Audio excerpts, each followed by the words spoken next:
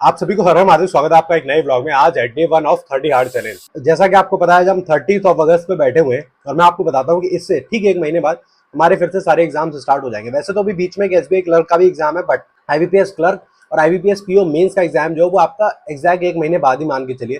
जो भी एक्स्ट्रा दिन मिलेंगे वो हमारे बोनस में होंगे। और किसी भी चीज को अगर टारगेट लेके चलना पड़ता है तो पढ़ाई उसी हिसाब से करी जाती है। और आपको तो पता ही है, हम तो स्टार्टिंग से ही टारगेटेड ही पढ़ाई कर रहे हैं कि भाई ये टारगेट है, इसको अचीव करना है, बात खत्म।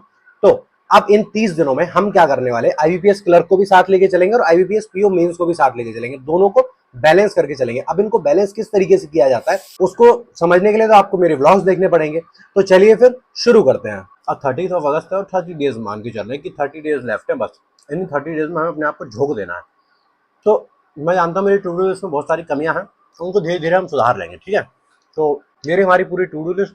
और क्यों ना हम इसको सबसे लास्ट में बात करें तो ज़्यादा अच्छा रहेगा, क्योंकि आप मेरा पूरे ब्लॉग में समझ तो भी जाएंगे अच्छे से कि एक्चुअली हम पढ़ाई किस तरीके से कर रहे हैं।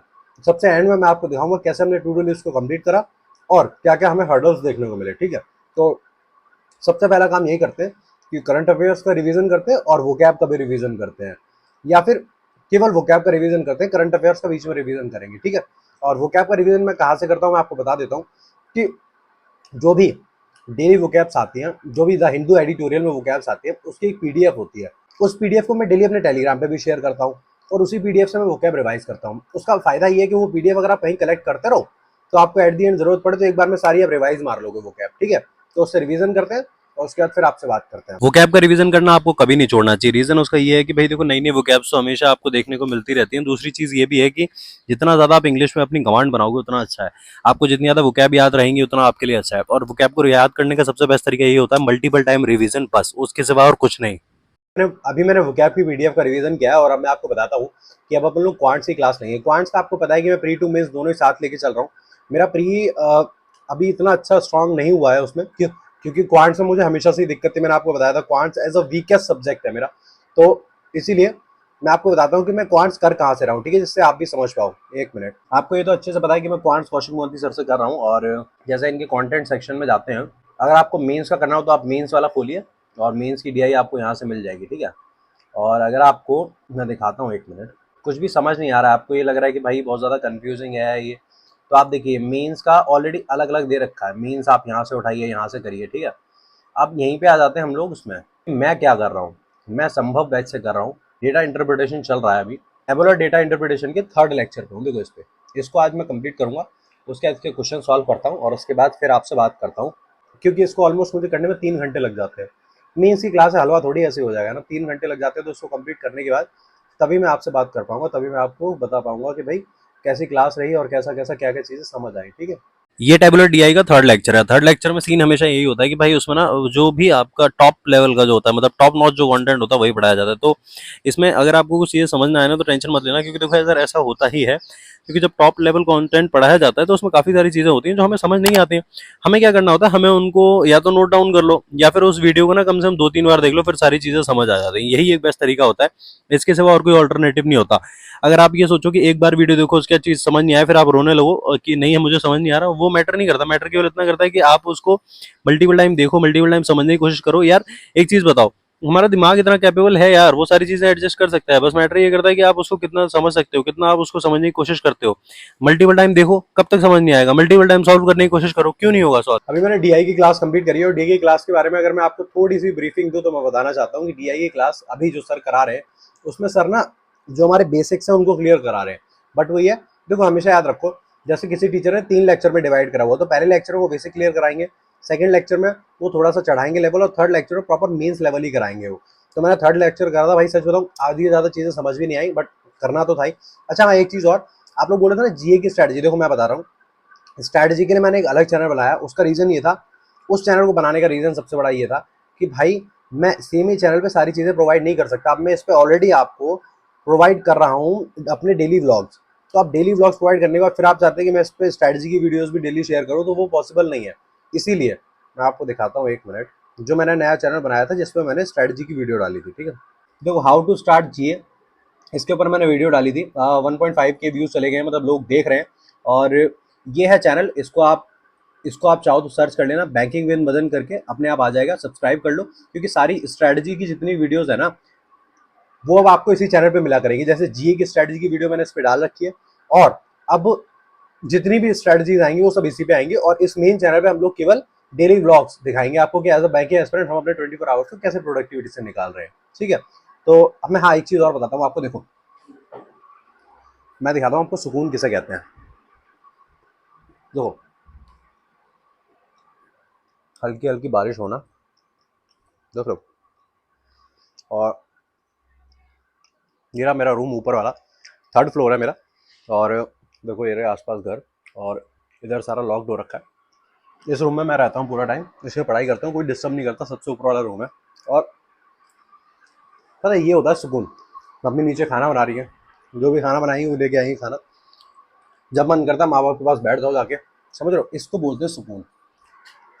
और मैं सच बता रहा हूँ, ये मैंने आपको पहले ही बताया था कि एक एग्जाम्पल दे रहा हूँ केवल एक, कि अगर आप 1 लाख रुपए कमाते हो और अपन माँ बाप से बहुत दूर हो, और एक व्यक्ति जो केवल 50,000 रुपये कमाता है लेकिन वो अपने माँ बाप के पास है, तो मैं 50,000 रुपये कमाने वाले व्यक्ति को ज़्यादा सुखी मानूंगा, ठीक है। इस चीज़ का हमेशा याद रखना। तो चलो फिर, अब क्वांट्स की क्लास कंप्लीट हो गई है और थोड़ी सी प्रैक्टिस कर ली जाए। आज मैं आपको बताता हूँ प्रैक्टिस करूंगा क्या। देखो मेरे पास 50+ PYQ की बुक पड़ी हुई है, और इसमें IBPS PO मेंस के क्वेश्चंस आज मैं देखता हूँ, थोड़ा बहुत समझ आएगा तो करूँगा। देखो IBPS PO मेंस, ये आपका पेज नंबर B65, इसको करता हूँ और देखता हूँ कितने क्वेश्चंस मुझे समझ में आते हैं, कितने हो पाते हैं, उसके बाद फिर मैं आपको बताऊंगा, ठीक है। अगर आपको इसकी पीवाईक्यू की नीड हो ना तो मुझे बताना, मैं इसका क्या करूंगा, इसको मैं फोटो खींच के पीडीएफ बना के आपको भेजूंगा जरूर। और आप इसको ना खुद से सॉल्व करने का ट्राई करना, देखना आपको समझ आएगा, आपको मतलब अपनी वो पता चलेगी कि भाई मेरा लेवल कहाँ है और अभी मैं कहाँ स्टैंड कर रहा हूँ। सच में RSPYQ का लेवल बहुत अच्छा था। क्वांट्स में तो भाई मेरे से क्वेश्चन हिल ही नहीं रहे थे, रीजनिंग में फिर भी हो रहा था, और इंग्लिश में फिर भी, इंग्लिश का सीन है ना, लैंग्वेज है यार, हो ही जाती है, थोड़ा बहुत तुक्का मार देते हैं वो, चलो ठीक है, उसको हम इग्नोर कर सकते हैं, बट इंग्लिश हो जाती है, रीजनिंग भी हो जाती है भाई, क्वांट्स नहीं होता भैया। क्वांट्स के लिए तो आपको पूरा लॉजिक चाहिए और पूरा मतलब आपकी समझने की क्षमता एकदम बढ़िया होनी चाहिए, या फिर आपका क्वांट्स का बैकग्राउंड हो बस, तभी आप कर सकते हैं। उसके सिवा और कोई आपके पास रास्ता है नहीं। तो इसमें क्वेश्चंस की बात करिए तो मैंने तो भाई सबसे पहले ना इंग्लिश पे टूट पड़ा, और उसके बाद बचे हुए क्वेश्चंस में रीजनिंग पे टूट पड़ा, क्वांट्स पे तो बस एक DI हिला पाया और कुछ नहीं कर पाया। चलो थोड़ी सी मीन्स के बारे में चर्चा कर ली जाए। इंग्लिश में तो काफ़ी हद तक मुझे चीज़ें समझ में आई, मैंने करी भी थी। लाइक ये था हमारा 3 वर्ड्स, जिसमें वर्ड्स को स्वैप करना होता है, और ये क्लोज टेस्ट, और इसमें काफ़ी सारी चीज़ें थी जो मुझे समझ आई। आप अगर इसमें और बात करते हैं, लाओ भी दिखाता हूँ आगे आपको। ये है हमारा 3 फिलर्स। 3 फिलर्स है ये, एरर्स हैं, और ये जो है ये पैसेज है हमारा। पैसेज काफ़ी भाई सॉलिड था, सेकंड वाला पैसेज भी काफ़ी सॉलिड था, क्योंकि लैंग्वेज थोड़ी सी ट्रिकी थी। देखो क्वांट्स में मैं सच बताऊंगा, क्वांट्स में मेरे से 2-3 क्वेश्चन ही बने बस, केवल कुछ नहीं बना। मैं बता रहा हूँ, ये वाली DI को मैंने ट्राई किया था, ये वाली DI सॉल्व करने का, ये तो भाई साहब भूल ही जाओ, ये तो बनी नहीं मेरे से, ये वाली भी नहीं बनी। और इसी के साथ साथ अगर रीजनिंग की बात करते हैं, कहाँ गया भाई रीजनिंग। देखो रीजनिंग, इसको मशीन इनपुट को ट्राई करा था, बट नहीं, मेरे पल्ले नहीं पड़ रहा था ये। हाँ, ये चाइनीज कोडिंग बन गई थी। ये वाला पैसेज जिसमें नंबरिंग काफ़ी ज़्यादा थी, मतलब लाइक नंबर्स बहुत ज़्यादा थे, इसको आधा ही बना पाया, नहीं हुआ उससे ज़्यादा। और इसी तरीके से पूरा टेस्ट जो है मैंने दिया, मैं आपको बता रहा हूँ, जब अभी मेरी बिना टाइमर की हालत है तो टाइमर में पता नहीं क्या ही होगी। तो मीन्स हलवा नहीं है यार, मीन्स जब आप करने बैठोगे ना तो लिटरली हलवा नहीं है, और ये आपके ऐसे ऐसे मार देता है, और ये मेरे साथ हुआ है। तो मैंने ये वाली चीज़ देखी है, इसलिए मैं ये वाली चीज़ जानता हूँ बहुत अच्छे से। तो बस यही बोलूँगा कि मीन्स का ट्राई कर रहे हो तो प्लीज़ अपने हाथ पर एकदम मजबूत रखना, तभी कुछ हो सकता है, नहीं उससे ज़्यादा कुछ नहीं हो सकता, ठीक है। और अब मैं आपको दिखा रहा हूँ, एक मिनट, समय जो हो रहा है वो 1:11 हो रहे हैं, और अब मैं करने बैठ रहा हूँ स्टार्टर एंड कनेक्टर की क्लास, जो कि है हमारी निमिषा मैम से, ठीक है। और जो भी बेवकूफ़, मतलब पागल ही कहूँगा मैं उसे, जो आपको बोलता है ना क्लास मत करो, सेल्फ प्रैक्टिस करो, इग्नोर मारा करो, ठीक है, उनको समझाने के लिए हम नहीं बैठे हैं। इंग्लिश मेंस के लिए निमिषा में बेस्ट है, कुछ और करने की जरूरत नहीं है यार, बढ़िया आराम से उनका परफेक्शन का जो आता है लेक्चर, उसको बढ़िया से देखो, बात खत्म। और रही बची हुई कसर जो रहती है वो आप अपना PDF से प्रैक्टिस करो, उसके सिवा और कुछ करने की जरूरत नहीं है, क्योंकि उसके सिवा और आप कुछ कर भी नहीं सकते हो। अच्छा हाँ, एक सवाल और आ रहा था कि भैया आप डिस्क्रिप्टिव के लिए क्या कर रहे हो, तो इसको बताने के लिए मुझे एक वीडियो लगेगा।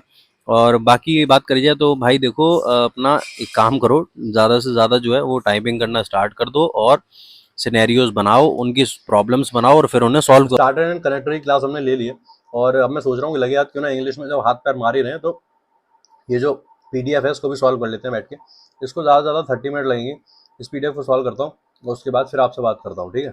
वैसे तो ये पीडीएफ धीरे-धीरे हलवा लगने लगी है, बट कभी-कभार ये ना आपको गंदा फँसा देती है, क्योंकि मैं आपको बताता हूँ, मुझे ना वो जो लाइक फ़ोबिया वाले जो क्वेश्चन्स होते हैं ना, वो मुझे नहीं आते थे। तो अभी क्या हुआ, 2 दिन पहले ना इसी पीडीएफ में एक क्वेश्चन ऐसा फँस गया था, जिसमें आपसे पूछा जा रहा था कि लाइक एंट्रोफोबिया और साइकोफोबिया, मतलब बहुत सारे फ़ोबियाज़ थे, उनके मुझे आंसर आते ही नहीं थे, मैं उनमें फँस गया। जैसा कि आपको पता है कि इंग्लिश की पीडीएफ मैंने सॉल्व करी बैठ के, और अब मैं आपको बताता हूँ कि अभी रिवीजन करने बैठ रहे हैं हम लोग, और रिवीजन किस चीज़ का, करंट अफेयर्स की, क्योंकि आपको पता है कि अब करंट अफेयर्स को तो महत्व देना पड़ेगा। करंट अफेयर्स में रिवाइज कहाँ से कर रहा हूँ मैं आपको बता दे रहा हूँ। देखो आज मैं कर रहा हूँ 1 से 8 मई का करंट अफेयर, और ये हमारा अफेयर्स क्लाउड से, इसको पूरा रिवाइज करते हैं। आप देख रहे हो 32 पेजेस है, तो टाइम तो लगने वाला है ही। जैसे आधे आधे करूंगा, 2 पार्ट में डिवाइड कर रखा है मैंने इनको। और इनको रिवाइज करने का एक ही तरीका होता है, आप पहले उसको पढ़ो, उसके बाद उसको मल्टीपल टाइम अपने मुंह में गुनगुनाओ, बार बार बोलो उसे। आप रट्टा मारने बैठोगे, रट्टा तो कभी नहीं मार पाओगे, रट्टा मारने के लिए बहुत कुछ है और इतना कुछ आपके बस में है नहीं, ठीक है। बाकी हाँ, करंट अफेयर्स को किस तरीके से करें उसके ऊपर प्रॉपर एक वीडियो में जल्दी लेके आऊंगा, जिसमें कि बताऊंगा किस चीज़ का कितना ज़्यादा वेटेज है और किस चीज़ को कितनी तरीके से किया जा सकता है, ठीक है। तो इसको करते हैं और उसके बाद देखते हैं यार फिर क्या क्या चीज़ें हो पाएंगी। आज मुझे लग रहा है काफ़ी सारी चीज़ें छूट जाएंगी। वैसे भी समय 3:13 हो चुके हैं, इसका रिवीजन करने में भी समय जाएगा, ठीक है। और हाँ, एक और चीज़ जो मुझे आपको बतानी थी, हमेशा लाइफ में एक चीज़ याद रखना कि कभी भी कोई भी चीज़ आपके हिसाब से नहीं हो सकती, ठीक है। हर चीज़ का एक समय होता है, हर चीज़ अपने हिसाब से निर्धारित होती है, वो उसी हिसाब से चलेगी। अगर आप कभी भी ये सोच के बैठोगे ये कर लूंगा ना, हमेशा ये सोच के बैठा करो कि आज की टू डू लिस्ट मेरी ये रही, मुझे ये सॉल्व करना है, बात खत्म। ना कल का ना परसों का, मुझे कुछ नहीं पता, ठीक है। अगर ऐसा करोगे तो लाइफ में चीज़ें बहुत आसान रहेगी, नहीं तो हमेशा परेशान होते रहोगे। जैसे कि मैं आपको बताता हूँ कि काफ़ी सारे लोग होते हैं ना जो अलग अलग तरीके से परेशान होते हैं ना, तो वो इसीलिए परेशान होते हैं क्योंकि वो बहुत ज़्यादा सोचते हैं। जैसे कि मैं आपको बताता हूँ कि देखो, एक छोटी सी बात समझना कि आप एक चीज समझो, जो चीज आप में करने की कैपेबिलिटी हो केवल आप जानते हैं, ठीक है। आप अपनी लाइफ में अपने लिए खुद जज बनिए, ना कि दूसरों को जज बनने दीजिए कि तुम ऐसा क्यों कर रहे हो। मैं ऐसा कर रहा हूँ, मेरी मर्जी है, ठीक है, और ये मैं करूंगा, बात खत्म। वो तुम्हारे लिए अच्छा है, बस अच्छी बात है। किसी का मत सोचो, ना किसी की टेंशन लो, केवल खुद से काम करो, बात खत्म। अगर आप फेल होते हो कोई बात नहीं है, अच्छी बात है, फेल तो हुए नहीं, सीखे हमेशा, है ना, सीखे सीखे, फिर से दोबारा से खड़े हुए, फिर से काम करना स्टार्ट कर दिया। बट प्लीज किसी के बहकावे में मत आके ये मत सोचना अरे यार वो ऐसा कह रहा है, भाड़ में जा तू, जो तुझे कहना है कहता रहे, बकता रहे, मेरा क्या कर लेगा, मैं कुछ कर रहा हूँ इसीलिए तू जल रहा है, ठीक है। इस चीज को हमेशा याद रखना और बस पढ़ते रहो। वैसे तो देखो यार, करंट अफेयर्स का एक बढ़िया तरीका यही होता है कि आप उसको मल्टीपल टाइम रिवाइज करो, बट जब टाइम बहुत करीब आ जाता है, जब समय काफी कम बचा होता है, तो फिर एक ही काम करना चाहिए आपको कि वीकली करंट अफेयर्स की पीडीएफ उठाओ और उनको जो जो आपका देखो वेटेज समझो, जैसे जिस चीज का वेटेज ज्यादा है, लाइक इंटरनेशनल न्यूज का वेट ज्यादा है या फिर नेशनल न्यूज का वेटेज ज्यादा है, उन न्यूज को ज्यादा महत्व दो, बाकी छोटी छोटी न्यूज को स्किप करो, क्योंकि देखो यार दिमाग हमारा मेमोरी जो है ना वो इसी हिसाब से वर्क करती है। जितनी चीज़ों को आप स्टोर करोगे उतनी चीज़ें स्टोर हो जाएंगी, और फिर उसको मल्टीपल टाइम रिवीजन करोगे तो फिर वो आपके दिमाग में फिक्स हो जाएंगी। तो इसके ऊपर ना मैं डिटेल एक वीडियो लेके आऊँगा कि आपको समझाऊंगा प्रॉपर कि भाई देखो इसमें जो है हमारा किस किस चीज़ में वेटेज ज़्यादा है, हमें उसी चीज़ को ज़्यादा प्रेफरेंस देनी चाहिए। अगर हर न्यूज़ को, अगर हर एक छोटे छोटे न्यूज़ को इतना प्रेफरेंस देंगे तो सच में हमारी ऐसी तैसी हो जाएगी, और वो हमें बिल्कुल नहीं करवानी है। अभी अगर समय की बात करी जाए तो 5:18 हो रहे हैं। अभी मैंने ये करंट अफेयर्स की पीडीएफ जो है वो रिवाइज करी, कंप्लीट करी है।